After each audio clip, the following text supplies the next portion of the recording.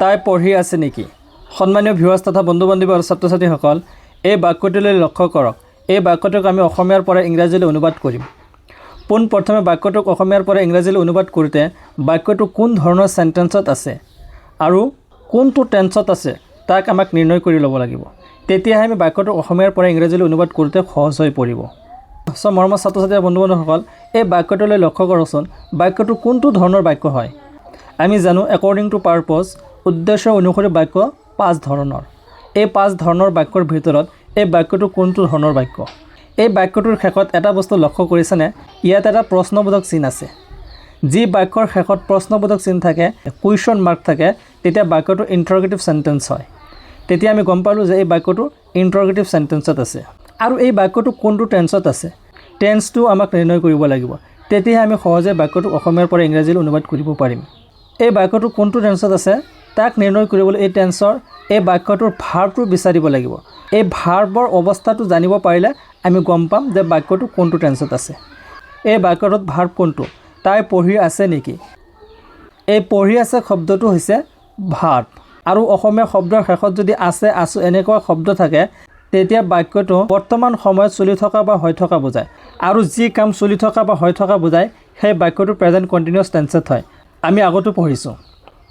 আমি গম পালোঁ এই বাক্যটো প্ৰেজেণ্ট কণ্টিনিউৱাছ টেন্সত আছে আৰু ইণ্টাৰগেটিভ চেণ্টেন্সত আছে। ইণ্টাৰগেটিভ চেণ্টেন্সটোক অনুবাদ কৰাৰ আগতে ইয়াৰ এছাৰ্টিভ চেণ্টেন্স কি হয় সেই বিষয়ে আমি অলপ জানিম। তেতিয়াহে আমাৰ এই বাক্যটোক ইংৰাজীলৈ অনুবাদ কৰোঁতে সহজ হৈ যাব। আমি গম পালোঁ এই বাক্যটো প্ৰেজেণ্ট কণ্টিনিউৱাছ টেন্সত আছে। এতিয়া আমাৰ প্ৰেজেণ্ট কণ্টিনিউৱাছ টেন্সৰ ফৰ্মেশ্যনটো জানিব লাগিব। এই ফৰ্মেশ্যন হিচাপে আমি অনুবাদ কৰিব লাগিব।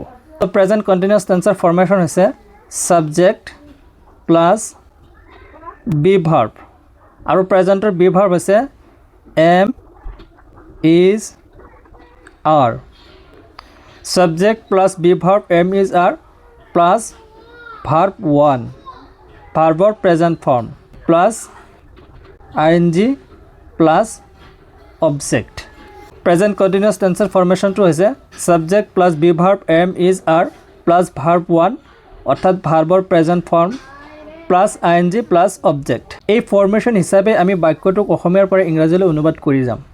সন্মানীয় ভিউৱাৰ্ছ, এই বাক্যটোক অনুবাদ কৰাৰ আগতে এছাৰ্টিভ চেণ্টেন্সটো বনাই ল'ম। তেতিয়াহ'লে আমাৰ বাক্যটোক অনুবাদ কৰিবলৈ সহজ হ'ব। তাই পঢ়ি আছে নেকি? ইয়াৰ এছাৰ্টিভ চেণ্টেন্সটো হ'ব তাই পঢ়ি আছে। গতিকে ইয়াৰ ইংৰাজী অনুবাদ হ'ব, বাক্যটো প্ৰেজেণ্ট কণ্টিনিউৱাছ টেন্সত আছে আৰু এই প্ৰেজেণ্ট কণ্টিনিউৱাছ টেন্সৰ ফৰ্মেশ্যন হিচাপে আমি ইয়াক অনুবাদ কৰি যাম। প্ৰথমতে ছাবজেক্ট পাম। ইয়াত ছাবজেক্ট কৈ আছে তাই, আৰু তাইৰ ইংৰাজী হৈছে শি। তাৰপিছত be verb am, is, are. এই এম, ইজ, আৰ তিনিটা বি ভাৰ্ব আছে, তাৰ ভিতৰত ইজ হ'ব, কাৰণ ইজটো থাৰ্ড পাৰ্চন ছিংগুলাৰ নম্বৰ লগত ব্যৱহাৰ কৰা হয়। আৰু শি ছাবজেক্টটো থাৰ্ড পাৰ্চন ছিংগুলাৰ নম্বৰ, গতিকে তাৰ লগত ইজ ব্যৱহাৰ কৰা হ'ব। পঢ়ি আছে, পঢ়াৰ ইংৰাজী হৈছে ৰিড। ভাৰ্বৰ প্ৰেজেণ্ট ফৰ্ম হ'ল, তাৰপিছত ভাৰ্বৰ লগত ING লাগিব, ৰিডিং।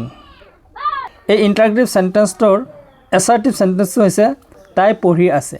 এই তাই পঢ়ি আছে ইয়াকে আমি ইণ্টাৰগেটিভ চেণ্টেন্সলৈ সলনি কৰিম। এছাৰ্টিভ চেণ্টেন্সক কেনেকৈ ইণ্টাৰগেটিভ চেণ্টেন্স বনায় সেই বিষয়ে আমাৰ জানিব লাগিব।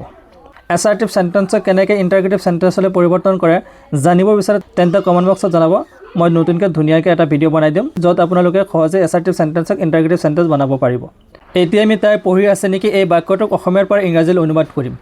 এছাৰ্টিভ চেণ্টেন্সক সন্মুখত ৰাখি আমি বাক্যটোক অসমীয়াৰ পৰা ইংৰাজীলৈ অনুবাদ কৰিম। আৰু এছাৰ্টিভ চেণ্টেন্সক ইণ্টাৰগেটিভ কৰাৰ নিয়ম হ'ল, যদি বাক্যত অক্সিলাৰী ভাৰ্ব থাকে, সহায়কাৰী ক্ৰিয়া থাকে, এই সহায়কাৰী ক্ৰিয়া অক্সিলাৰী ভাৰ্বটো ছাবজেক্টৰ প্ৰথমত বহাই দি শেষত প্ৰশ্নবোধক চিন দিলেই ইণ্টাৰগেটিভ চেণ্টেন্স হৈ যায়। এতেকে আমি ছাবজেক্টৰ প্ৰথমত বি ভাৰ্ব ইজ বহাম, তাৰপিছত ছাবজেক্ট শি।